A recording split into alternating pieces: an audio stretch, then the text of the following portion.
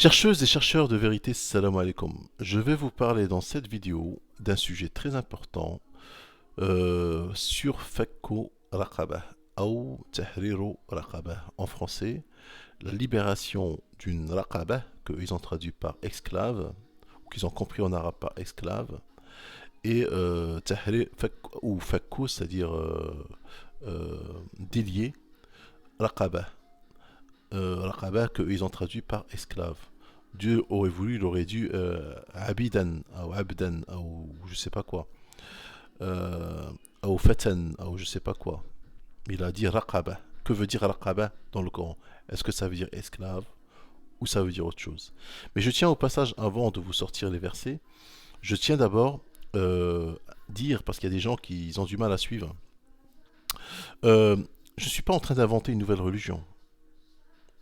Le Coran, je suis en train de le lire avec une lecture pragmatique de 2019. Tu n'es pas obligé d'être un expert en langue arabe. Tu n'es pas obligé d'être un intellectuel, avoir bac+8, pour découvrir la vérité à travers le Coran. Le Coran est un livre facile, est un dictionnaire par lui-même. Il a une autosuffisance, c'est un livre intemporel, que Dieu l'a écrit d'une façon que les gens de 2019 peuvent le lire et découvrir la vérité s'ils en ont envie, s'ils cherchent vraiment la vérité, si leur cœur se penche vers la vérité. Donc, le Coran que je vous présente aujourd'hui, c'est vrai que ça peut choquer plusieurs d'un, plus d'un.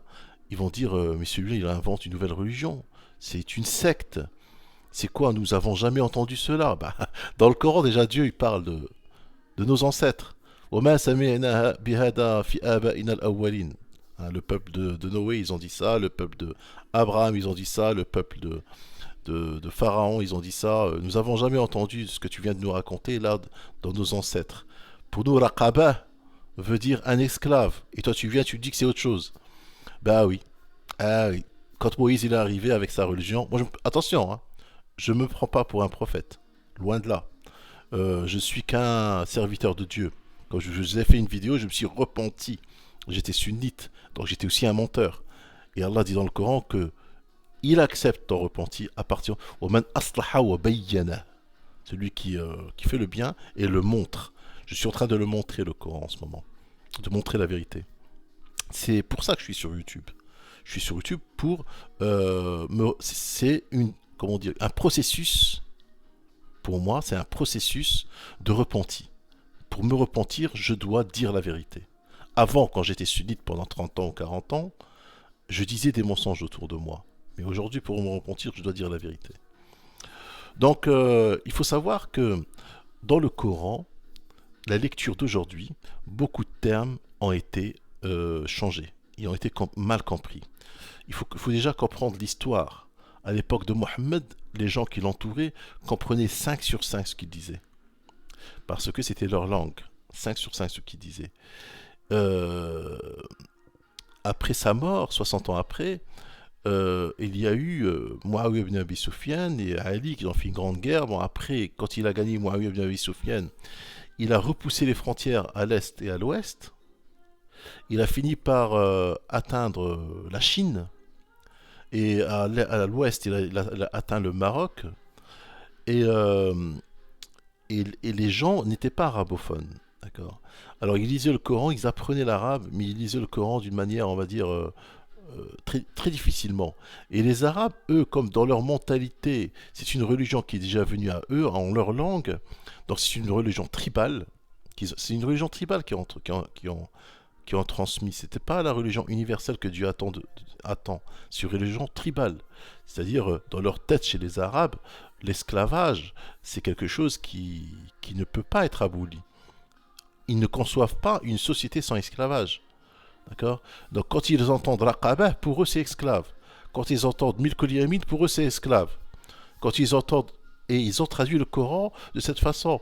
Quand ils étaient dans leur mosquée, imaginons une mosquée euh,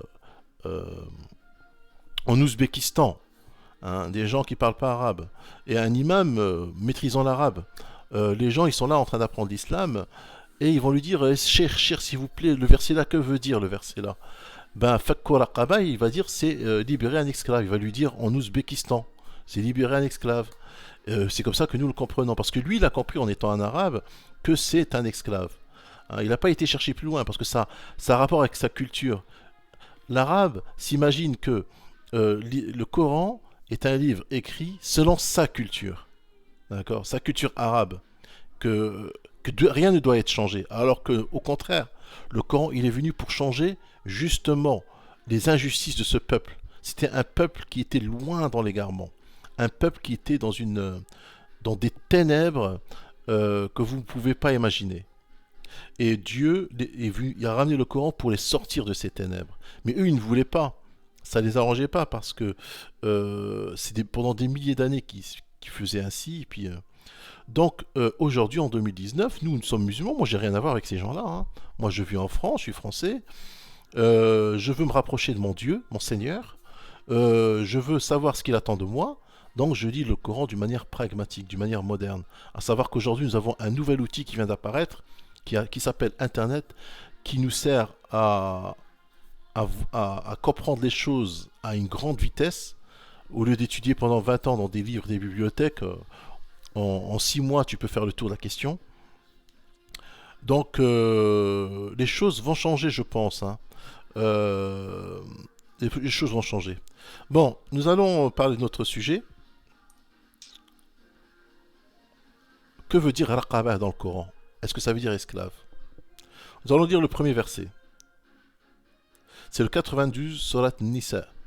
A'udhu billahi minash shaitan rajim, bismillah ar-rahman. Bon, comme vous voyez, je fais pas le ramadan. Hein. Atay, à votre santé. Hein. Je bois atay. Moi, je fais pas le ramadan, je le fais du 6 décembre au 5 janvier, mais je respecte ceux qui font le ramadan. Que Allah agrée votre siyam et que Allah l'accepte dans le hasanat, dans vos hasanats. Donc le 92. Il n'appartient pas à un croyant de tuer un autre croyant si ce n'est par erreur. Quiconque tue par erreur un croyant, qu'il affranchisse alors un esclave croyant. Donc un esclave croyant. Donc déjà à la base, attendez, vous allez voir après. Hein. Et remettre à sa famille le prix du sang, à moins que celle-ci n'y renonce par charité. Mais si le tué appartenait à un peuple ennemi, à vous, et qu'il soit croyant, qu'on affranchisse alors un esclave croyant. Alors déjà, t'es croyant. Comment peux-tu avoir déjà un esclave à la base croyant? Je comprends pas. Tu es croyant, tu obéis à Allah. Allah, tu sais qu'il n'aime pas l'esclavagisme.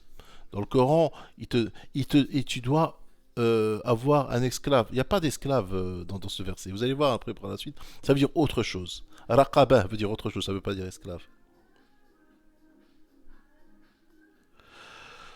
Qu'on verse alors à sa famille le prix du sang et qu'on affranchisse un esclave croyant. Celui qui n'en trouve pas les moyens, qui jeûne 2 mois d'affilée pour être pardonné par Allah, et Allah est omniscient et sage. Donc 2 mois d'affilée, j'ai fait une vidéo là-dessus pour les femmes qui font le ramadan en ce moment. Si elles ont leurs règles et qui déjeunent, déjà le verset là vous prouve, c'est une preuve qu'une femme qui doit jeûner 1 mois doit jeûner 30 jours, elle ne doit pas jeûner 3 semaines parce qu'elle a ses règles pendant 8 jours. Parce qu'il y a 2 mois d'affilée. Comment pouvez-vous faire 2 mois? Il faut raisonner un petit peu. Hein. Alors, on va aller dans un autre verset, Taha, pour expliquer que veut dire le mot raqaba. Ou le mot fakku raqaba. Qu'est-ce qui s'est passé entre Moïse et Aaron? Alors, Moïse, il dit, qu'est-ce qui t'a empêché, Aaron, quand tu les as vus s'égarer? C'est le 92, hein, Taha. Aaron répond, de, et alors il continue, de me suivre, as-tu désobéi à mon commandement? Alors Aaron dit, ô fils de ma mère, ne me prends ni par la barbe, ni par la tête. Je craignais que tu dises, tu as divisé les enfants d'Israël, et tu n'as pas attendu mes ordres, ou obéi à mes ordres. Parce qu'il a dit avant, as-tu donc désobéi à mes commandements? Ala tattabi'ani afa'asayta amri? Et là il a dit, إني خشيت أن تقول فرقت بين بني إسرائيل ولم ترقب قولي ترقب فك رقبة ترقب رقبة ترقب. Walam tarqub qawli. Tu n'as pas attendu. Donc, raqaba, ça peut être quelque chose qui est lié à quelqu'un qui est en attente. Qui est en attente. Il est dans une situation où il est emprisonné, dans une situation emprisonnée, il est dans l'attente de l'infikak, de libération, de l'infikak. Parce que l'infikak, ça ne veut pas dire libération. Tahrir raqaba ou fakku raqaba, il y a les deux dans le Coran. Hein. Libération. C'est pas libération, c'est le fake, c'est-à-dire mes lunettes avec. Vous savez, j'ai des lunettes avec des. J'ai perdu mes lunettes de soleil, donc j'ai acheté ça comme. Le fake, c'est.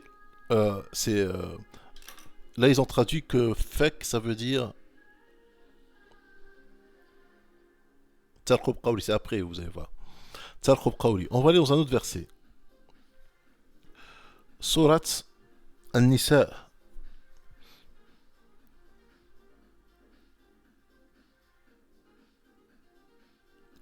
Surat An-Nisa. فلا اقتحم Non, Surat al-Balad, excusez-moi, Surat al-Balad, le verset 11. فلا اقتحم العقبة. Or, il ne s'engage pas dans la voie difficile. وما أدراك ما العقبة. Et qui te dira ce qu'est la voie difficile? La voie difficile. C'est délier un joug. Alors, ils ont mis entre parenthèses affranchir un esclave. وفك رقبة. فك رقبة. فك رقبة. Alors, فك رقبة. oui, le mot أو, ça veut dire où. C'est très important. Nourrir en un jour de famine. Un orphelin proche, parent, yatiman, ou un pauvre dans le dénuement.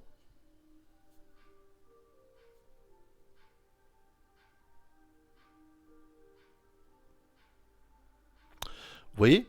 Donc il y a le ou. Donc c'est dans la même famille. Fakku raqaba est dans la même famille de It'amu fi yawmin di masraba. Il y a Timan Damakraba. Il n'y a pas l'esclavage, il n'y a pas dans le Coran. Dieu ne parle pas d'esclave. C'est un livre intemporel. En ajoutant le mot esclave, le remplaçant raqaba par le mot esclave, on rend le livre un livre tribal, arabo-tribal.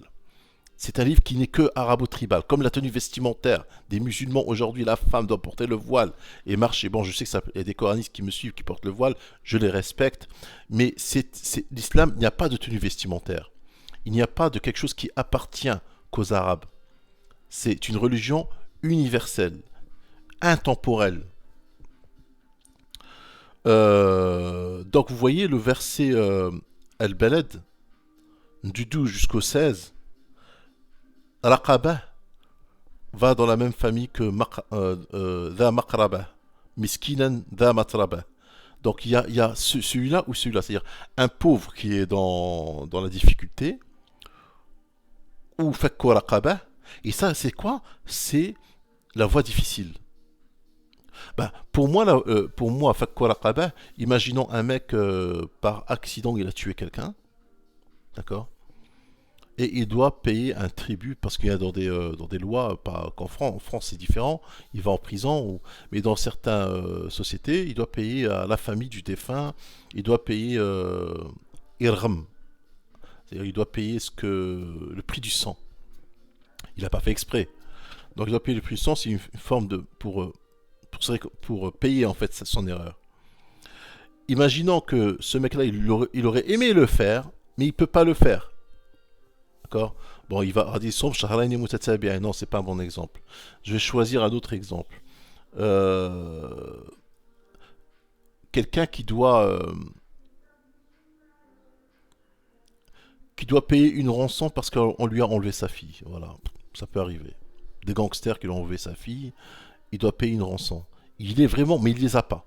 Il est vraiment dans une situation de difficulté. Donc, fakku raqabah, c'est que tu vas payer cette rançon à sa place pour qu'il libère sa fille. C'est à peu près ça. Bon, c'est un exemple que, franchement, je ne l'avais pas en tête, je l'ai juste inventé maintenant cet exemple. Mais il y en a plein d'autres, hein, des exemples. Donc, fakku raqabah, c'est ça. Ça n'a rien à voir avec esclave. Salam alaikum.